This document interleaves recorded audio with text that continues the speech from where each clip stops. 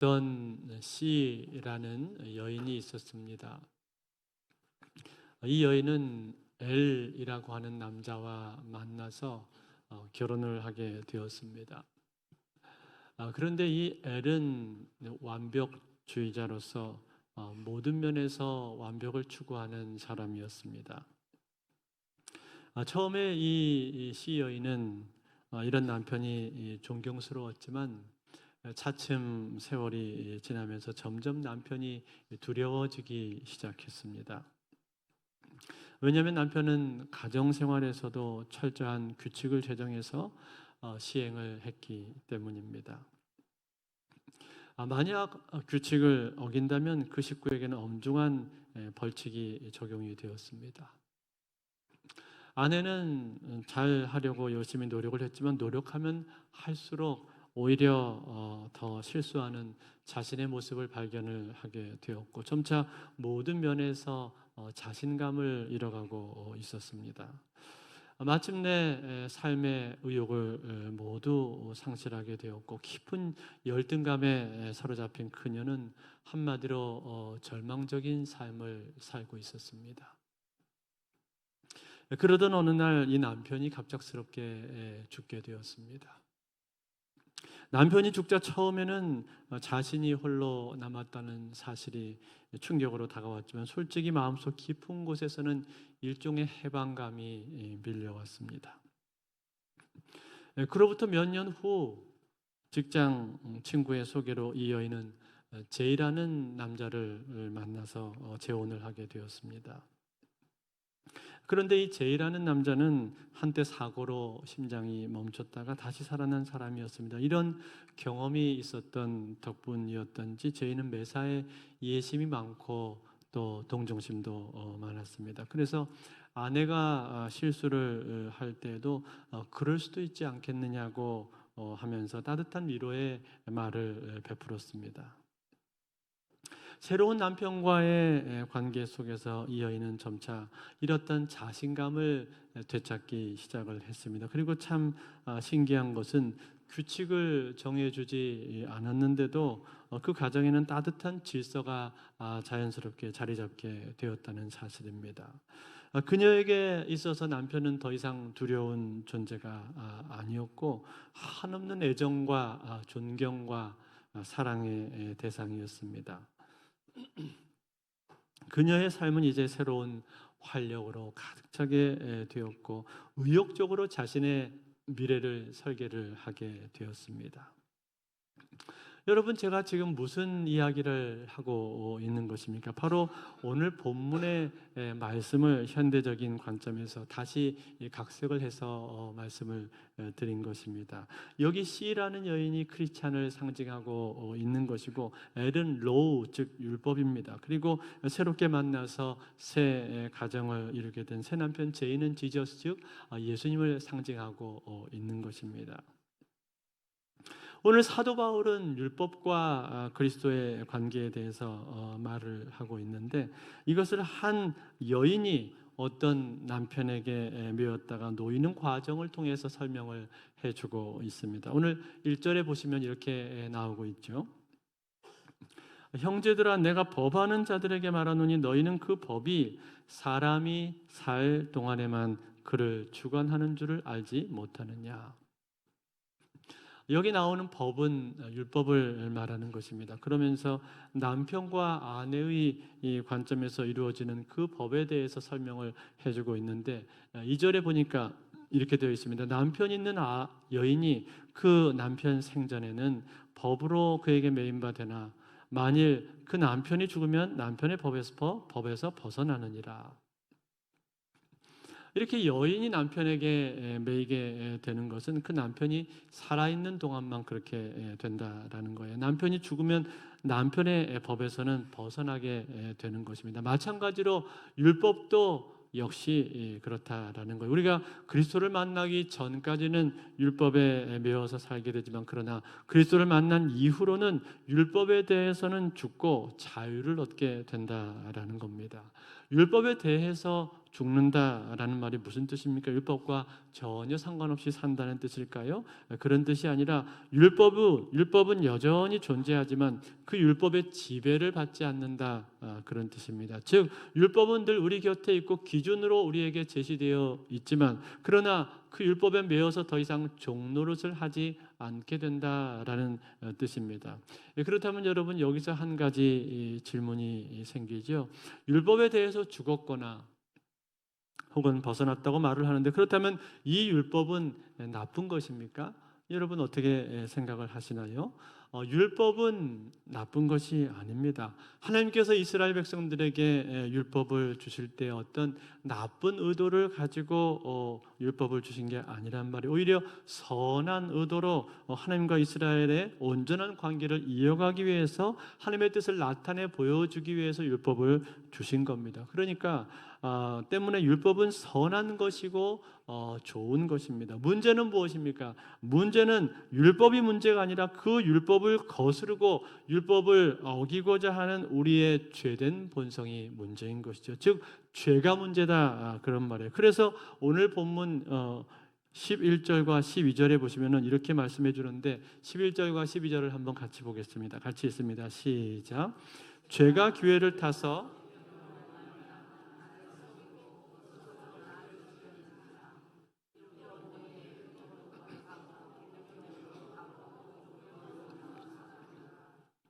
자, 뭐라고 했습니까? 율법은 거룩하고 계명도 거룩하고 의롭고 선하다, 그렇게 말했죠. 그런데 죄가 기회를 타서 계명으로 말미암아 나를 속였다, 그렇게 말했습니다. 이 말이 무슨 뜻이에요? 처음에 계명을 대했을 때는 죄에 대해서 죽었기 때문에 내가 마땅히 이 계명을 지킬 수 있을 것이다라고 생각을 했다는 거예요. 그런데 실제로는 계명을 지키지를 못하고 자꾸만 어기게 된다라는 거죠. 뿐만 아니라 이 죄가 자꾸만 나를 정죄를 해서 죄의식을 갖도록 만든다라는 거예요. 네가 그러고도 죄에 대해서 죽었다고 말을 할 수가 있냐? 네가 그러고도 율법에 대해서 자유하다고 말을 할 수가 있냐? 이런 식으로 이렇게 끊임없이 나를 정죄한다라는 거예요. 그로 인해서 마치 나는 죽은 사람처럼 그렇게 나의 무능력을 실감을 하게 되고 희망이 상실되고 절망의 늪으로 빠져드는 것과 같은 그러한 죽음의 선고를 받은 사람처럼 되어버리게 된다라는 거예요. 그래서 죄가 나를 죽였도다라고 사도 바울은 말을 하고 있는 겁니다. 그렇다면 여러분 도대체 율법이라고 하는 것은 무엇입니까? 율법은 왜 있는 거예요? 이 율법의 기능이 무엇입니까? 전에 한번 말씀을 드린 것처럼 제일 첫 번째 기능은 무엇인가? 그것은 죄를 깨닫게 하는 것이죠. 오늘 7절에 나오는데 7절을 같이 읽습니다. 시작. 그런즉 우리가 무슨 말을 하리요? 율법이 죄냐? 그럴 수 없느니라. 율법으로 말미암지 않고는 곧 율법이 탐내지 말라 하지 아니하였더라면 내가 탐심을 알지 못하였으리라. 아멘. 자, 탐심을 예로 들어서 지금 설명을 했는데 탐심이 율법 가운데 어디서 나옵니까? 십계명에 보면은 맨 마지막에 10번째 나오는 계명이 바로 탐심이죠. 왜 하필이면 이 탐심을 예로 들었을까요? 탐심은 일종의 근원적인 죄이기 때문에 그렇습니다. 즉 율법을 요약을 하자면 하나님 사랑과 이웃 사랑이라고 우리가 보통 요약을 할 수가 있는데 하나님을 사랑하지 못하게 만들고 다른 것들을 더 사랑하도록 만드는 소위 부당한 소원이 바로 탐심이란 말이죠. 그래서 모든 이 율법의 금령이 탐심이라고 말을 해도 과언이 아니라고 아닐 정도로 그렇게 탐심은 근원적인 죄에 해당을 합니다. 이 탐심이 죄라는 것을 깨닫게 만들어 준다는 거예요. 무엇이요? 율법이 그렇게 만들어 준다는 거예요. 두 번째로 율법의 기능은 무엇인가? 두 번째로 죄를 심히 죄되게 하는 기능이 있습니다. 오늘 13절인데 13절도 같이 봅니다. 13절 시작. 그런즉 선한 것이 내게 사망이 되었느냐? 그럴 수 없느니라. 오직 죄가 죄로 드러나기 위하여 선한 그것으로 말미암아 나를 죽게 만들었으니 이는 계명으로 말미암아 죄로 심히 죄되게 하려 함이라. 아멘. 계명으로 말미암아 어떻게 만든다고요? 죄를 심히 죄되게 만든다. 그렇게 말을 했어요. 이 말이 무슨 뜻이에요? 죄를 깨닫게 하는 것과 비슷한데 이것이 죄인지 아닌지 명확히 알지 못했던 애매한 내용들조차도 이것은 죄다라고 분명하게 깨닫게 해준다라는 거예요. 앞에 나왔던 탐심의 예를 다시 한번 들어서 설명을 해보자면, 여러분, 살인이나 간음이나 도둑질과 같은 이러한 죄들은 어때요?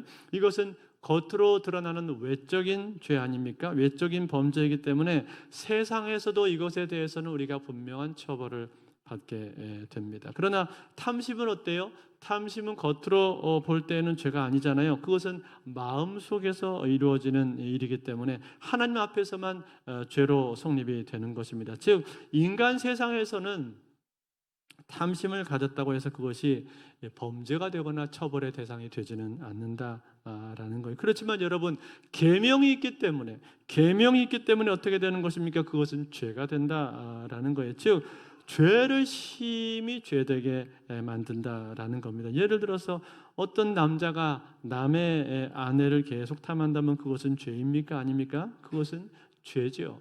남의 집을 계속 엿보면서 저 집을 내 것으로 만들면 좋겠다라고 계속 탐낸다면 이것은 죄입니까? 아닙니까? 이건 역시 죄입니다. 그것은 세상 법정에서는 죄로 성립이 되지가 않겠지만, 그러나 하나님의 법정에서는 명백히 죄로 성립이 되는 것이고, 그리고 죄인으로서 처벌을 받게 된다는 거예요. 다시 말해서 율법은 죄를 심히 죄되게 만드는 그러한 기능을 하고 있다는 겁니다. 자, 이것이 바로 율법인데, 여러분, 그렇다면 우리는 어떻습니까? 우리는 이 율법에 대해서 어떻게 된 사람들이에요? 우리는 이 율법에 대해서는 자유케 된 사람들인 줄로 믿습니다. 즉, 죄에 대해서 죄를 깨닫고 죄를 멀리하고 죄를 경계하지만 그러나 죄에 넘어졌다고 해서 그것으로 말미암아 우리가 죄의 종으로 팔려가지 않는다라는 거예요. 왜요? 우리는 더 이상 법 아래에 있지 않고 은혜 아래에 있는 사람들이기 때문에 그런 것입니다. 어떤 은혜예요? 예수 그리스도의 십자가의 은혜입니다. 예수 그리스도께서 십자가 상에서 우리의 죄의 문제를 모두 해결하셔서 우리를 죄의 종에서 의의 종으로 바꾸셨기 때문에 그 은혜로 말미암아 우리가 그렇게 된다는 거예요. 그래서 로마서 8장 1절과 2절은 이렇게 사도 바울이 선언해주고 있습니다. 로마서 8장 1절과 2절.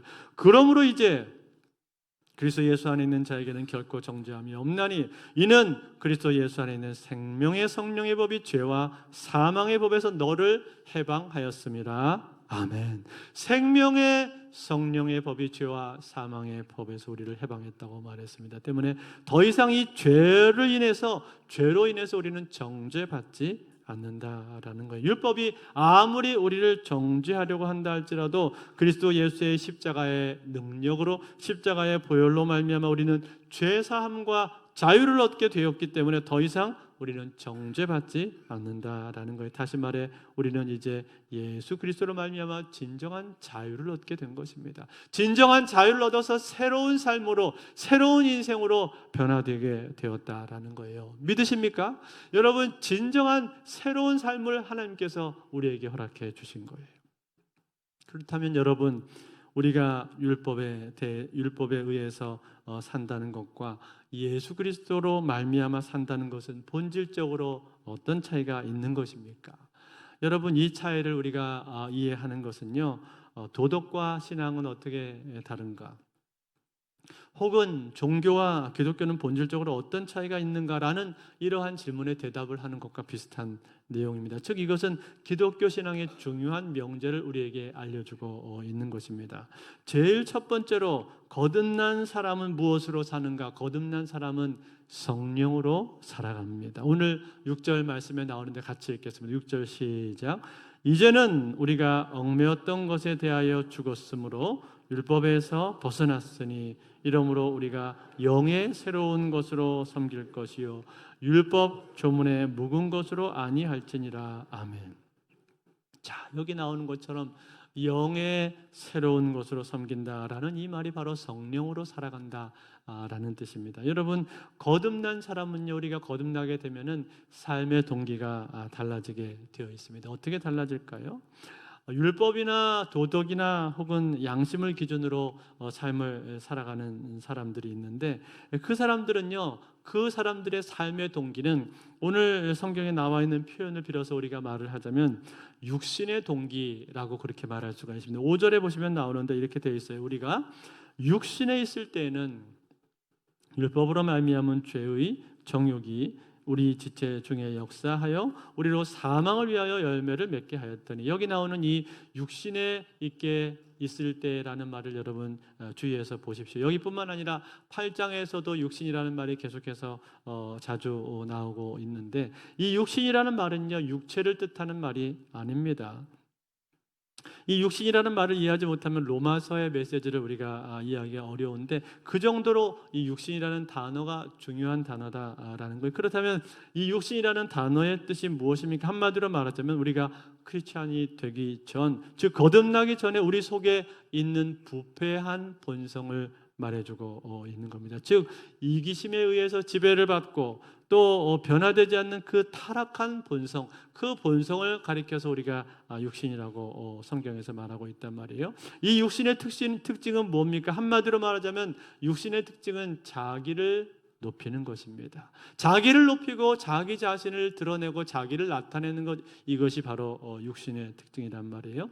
여러분, 우리 믿지 않는 사람들, 이 세상 사람들 한번 보십시오. 그들도 역시 도덕적인 열망을 가지고 있습니다. 그래서 나름대로 의롭게 살려고 하고 또 나름대로 자기 양심대로 살고 싶어 하는 그런 마음이 있어요. 그런데 여러분, 그 깊은 동기를 들여다보면 어떨까요? 깊은 동기를 들여다보면 그 가운데는 자기 과시용이거나 혹은 자기를 증명하기 위한 경우가 많습니다. 즉 내가 꽤 괜찮은 사람이지라는 식으로, 나는 이 정도는 되는 사람이지라는 식으로 이렇게 자기를 나타내 보이고 싶다라는 거예요. 즉 자기를 높이고자 하는 것입니다. 그것이 하나님을 알지 못하는 사람, 소위 자연인들이 가지고 있는 생각이자 특징이다라는 말이에요. 그래서 여러분, 여기 나오는 이 6절 말씀하고 5절 말씀, 이 두 구절은 상당히 다른데 6절과 5절은 서로 대조를 이루고 있어요. 그래서 6절 제일 처음에 이제는 이라고 시작이 되지 않습니까? 그런데 원문을 보게 되면 이제는 앞에 그러나 라는 이 접속사가 붙여져 있습니다. 그러나 이제는 이라는 거예요. 그러니까 6절은 본래 어떻게 읽어야 되느냐? 그러나 이제는 우리가 얽매였던 것에 대하여 죽었으므로 율법에서 벗어났느니라. 이러므로 우리가 영의 새로운 것으로 섬길 것을 율법 저문에 묵은 것으로 아니할지니. 이렇게 대조가 되어 있는 거예요. 대조가. 여러분, 보통 자연인들은 그 삶의 동기가 자신의 양심을 따라 혹은 도덕에 따라 사는 것이 전부라고 한다면, 물론 그 정도도 아니고 아예 자기 양심도 무시하고 사는 사람들도 있기는 합니다만, 그러나 대체로 사람들은 자기 양심을 따라서 살려고 한단 말이죠. 양심을 지키려고 노력을 한단 말이죠. 그렇지만 여러분, 우리는 어떻습니까? 우리 믿는 크리스찬들은 어떻습니까?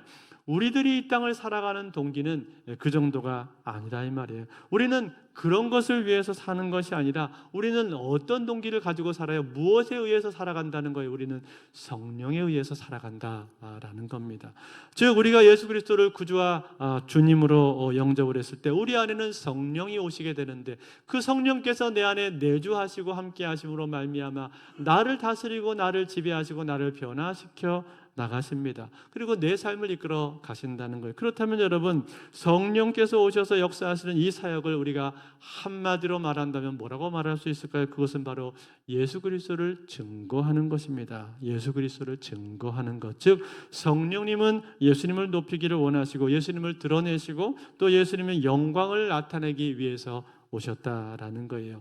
그래서 여러분, 한 사람의 삶 속에서 예수님이 오셔서 주의 영이 그 마음속에 거하시고 성령의 인도함을 받기 시작하면 그 사람 마음속에는 새로운 삶의 동기가 생기게 되는 거예요. 그 동기는 뭐예요? 바로 예수님을 나타내고 싶어 하는 거예요. 예수님을 나타내고 싶고 예수님을 드러내고 싶고 그리고 예수님을 영화롭게 만들고 싶은 거예요. 예수님을 기쁘시게 하고 싶은 그 마음의 소원과 열망이 그의 마음속에 솟아나게 되어 있다는 거예요. 사랑하는 성도 여러분, 우리 믿는 사람들, 우리 크리스찬들도 역시 이 땅을 살면서 도덕적으로 살아야 됩니다. 우리도 도덕과 윤리를 잘 지키면서 살아야 돼요. 그러나 우리가 이 땅에서 도덕적인 삶을 사는 이유는 단순히 의롭게 살기 위해서 그런 것이 아닙니다. 혹은 자기 과시용으로 내가 얼마나 괜찮은 사람인지를 드러내기 위해서 그렇게 하는 것이 아닙니다. 그것은 무엇 때문입니까? 우리 안에 계신 예수 그리스도를 높이기 위해서 그렇게 하는 거예요. 그래서 여러분, 우리가 똑같이 율법을 지킨다 할지라도, 그 율법의 내용은 같다고 할지라도 그 율법을 지키는 마음속의 동기는 전혀 다른 거예요. 우리는 단순히 도덕적인 인간이 되기 위해서 율법을 행하는 것이 아니라 내 삶 속에 찾아오셔서 나를 구원하시는 주님, 나와 함께 하시고 나에게 새로운 생명을 부어주신 그 주님 때문에 그 주님을 드러내고 그 주님을 영화롭게 하기 위해서, 주님을 기쁘시게 하기 위해서 우리가 율법을 행하게 된다는 거예요. 때문에 이것은 여러분, 우리에게 짐이 되지가 않는다라는 겁니다. 무거운 짐이 아니라는 거예요. 마치 아빠 생일날 사랑하는 아빠를 기쁘시게 해드리고 싶어서 아빠가 좋아하는 초코 케이크를 사기 위해서 제과점까지 뛰어갔다 오는 아이의 발걸음이 짐이 되지 않는 것처럼, 그렇게 우리가 하는 그 일이 짐이 되지가 않는다는 거예요. 짐이 아니라 새로운 기쁨이요, 보람이요, 새로운 기쁨이 우리 마음속에 솟아나게 된다는 겁니다. 이러한 새로운 동기가 우리 크리스찬들의 마음속에, 믿는 사람들의 삶 가운데는 생겨나게 된다는 거예요. 사랑하는 성도 여러분, 오늘 저와 여러분들은 어떻습니까? 이 새로운 삶의 동기가 여러분의 마음속에 있습니까? 아니면 나는 여전히 내가 율법을 지켜야 하고 내가 율법적으로 흠이 없는 사람이 되어야 된다, 그래야 하나님께서 나를 받아주실 것이다 라고 그렇게 착각을 하고 계십니까? 아니면 그것도 아니라면 여전히 육신에 매여서 과거처럼 나를 증명하고 나를 나타내 보이기 위해서, 즉 나를 높이기 위해서 도덕적이고 윤리적인 삶을 살려고 하고 계십니까? 그런 것들은 우리 믿는 사람들의 삶이 아니라는 거예요. 우리 믿는 크리스찬들의 마땅한 모습이 아니라는 거예요. 그런 것들은 이미 그리스도와 함께 십자가에 모두 못 박힌 것이고 십자가상에서 모두 다 처리가 된 것입니다. 그리고 우리는 자유를 얻게 되었다는 거예요. 할렐루야. 그러므로 사랑하는 성도 여러분, 이제 우리가 율법을 지키고 거룩한 삶을 살고자 하는 유일한 이유는 무엇입니까? 그것은 오직 예수 그리스도를 위한 것인 줄로 믿습니다. 예수 그리스도를 기쁘시게 하고 예수 그리스도를 드러내고 나타내고 영광을 돌리기를 원하시는 거예요. 마치 오늘 설교의 초두에 나왔었던 그 C라고 하는 그 여인처럼, 그 여인이 첫 번째 결혼 생활에는 두려움과 공포의 삶을 살았었지만 새로운 남편을 만난 뒤로는 그 두려움과 공포는 싹 사라져 버리고 그 남편을 사랑해서, 그 남편을 존경해서 남편과 함께 하는 삶이 기쁘기 때문에 그렇게 살아가는 것처럼, 또 남편에게 사랑스럽고 자랑스러운 아내가 되고 싶고 자기 자신에게도 영광스러운 삶을 살고 싶어서 모든 일을 그렇게 규모 있고 아름답게 행하는 것처럼, 질서 있게 행하는 것처럼 그렇게 거룩한 삶을 우리도 살게 된다라는 것, 이것이 율법과 나의 관계인 것입니다. 사랑하는 성도 여러분, 오늘 우리는 이 율법과 나의 관계를 알고 계십니까? 이제 더 이상 우리는 율법이 아니라 성령으로 살아가는 사람들이 된 것입니다. 그렇다고 해서 율법이 나쁘거나 악하거나 무용한 것이 아니라 율법은 반드시 필요한 것인데, 율법이 있어야 우리가 죄를 깨닫고 그 율법이 그리스도께로 우리를 인도하기 때문에 율법이 필요한 것이 분명한데, 그럼에도 불구하고 우리는 이제 더 이상 율법으로 사는 것이 아니라 성령으로 사는 사람이 되었다는 거예요. 성령 안에 있는 은혜의 법의 지배를 받는 사람이 된 것입니다. 그것은 기쁨의 삶이요, 소망의 삶이요, 자유의 삶인 것입니다. 그러니 여러분, 우리가 어찌 이 복음을 즐거워하지 않을 수가 있겠습니까? 어찌 이 복음에 대해서 감사하지 않을 수가 있겠습니까? 아니, 어찌 이 복음을 우리가 증거하지 않을 수가 있겠습니까? 이 생명의 복음, 이 귀한 복음, 좋은 복음, 그리고 자유를 주는 복음을 나에게 하나님께서 주셨는데 우리가 어떻게 이 복음을 전하지 않을 수가 있겠냔 말이에요. 이 귀한 복음을, 자유의 복음을 나 혼자 가지고 있을 수가 없는 것 아니겠습니까? 그러므로 사랑하는 성도 여러분, 오늘 우리는 우리에게 진정한 자유와 기쁨을 주시는 이 귀한 복음을 나에게 주신 것을 감사하면서 이 복음을 내 주변에도 나눠주실 수 있기를 바랍니다. 오늘 VIP를 작정하고 다음 주부터 우리가 함께 노방전도도 나가게 될 텐데, 그 시간을 통해서 그 시간이 이 복음이 더욱더 나에게 감격적으로 다가오고 뿐만 아니라 내가 복음을 가졌다는 이 사실이 나에게 큰 감사 제목이 되실 수 있기를 바라고, 무엇보다 우리의 전도를 통해서 죽었던 영혼들이 다시 살아서 돌아오는 놀라운 은혜, 기쁨을 우리가 함께 맛볼 수 있기를 바랍니다. 이제 말씀을 맺겠습니다. 어느 수도원에 한 젊은 수도사가 있었습니다. 그의 이름은 마르틴 루터였습니다. 루터는 하나님 앞에서 의롭게 살기 위해서 누구보다 철저히 율법을 지키고자 애를 썼습니다. 하루에도 몇 번씩 기도하고 금식하며 자신의 잘못을 찾아내려고 몸부림을 쳤습니다. 뿐만 아니라 작은 거짓말, 잠시 스쳐간 불순한 생각조차도 죄로 여겨서 고해 성사 때 하나하나 다 털어놓았습니다. 때로는 몇 시간씩 무릎을 꿇고 고해를 하다가 그 듣는 성직자가 지쳐서 루터요, 이제 더 이상 그런 사소한 것까지 고백하지는 말게 라는 말을 들어야 할 정도였습니다. 그러나 루터의 마음은 결코 평안하지 않았습니다. 아무리 도덕적인 삶을 살려고 애를 써도 그것이 이루어지지가 않았고, 아무리 철저히 죄를 고백한다 할지라도 돌아서는 그 순간 다시금 죄책감이 밀려왔습니다. 하나님 앞에서 여전히 더럽고 부족한 존재라는 그 절망감이 그를 짓눌렀습니다. 그는 아무리 노력을 해도 하나님의 기준에 도달할 수 없는 그 사실 앞에서 거의 미칠 지경까지 이르게 되었습니다. 그러던 어느 날입니다.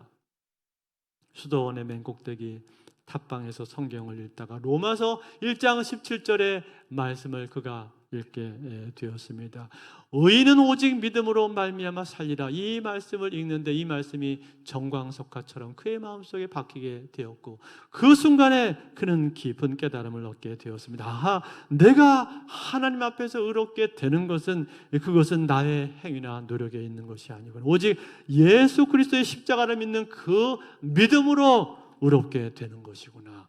그 깊은 깨달음을 그가 얻게 되었습니다. 그 순간 그의 어깨에 있는 무거운 짐이 벗겨지게 되는 것을 그는 느끼게 되었고, 하나님의 자녀된 자유와 기쁨을 그가 누리게 되었던 겁니다. 그동안 자신을 얽매고 있던 모든 율법의 사슬에서 풀려난 그 은혜의 복음을 그는 굳게 붙들게 되었습니다. 그 후로부터 루터는 이 은혜의 복음을 세상에 증거하게 되었는데, 그는 사람들을 향해서 이렇게 말했습니다.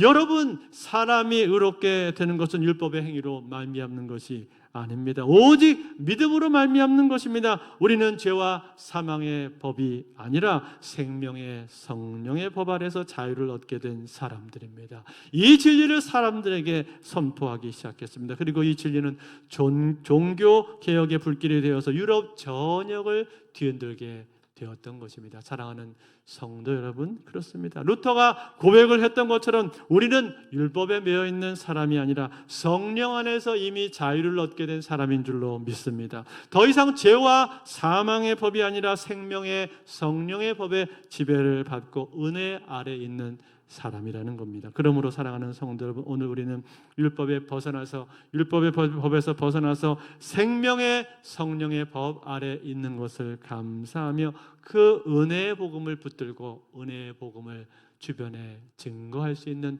믿음의 성도들이 다 되실 수 있기를 우리 주 예수 그리스도의 이름으로 축원드립니다.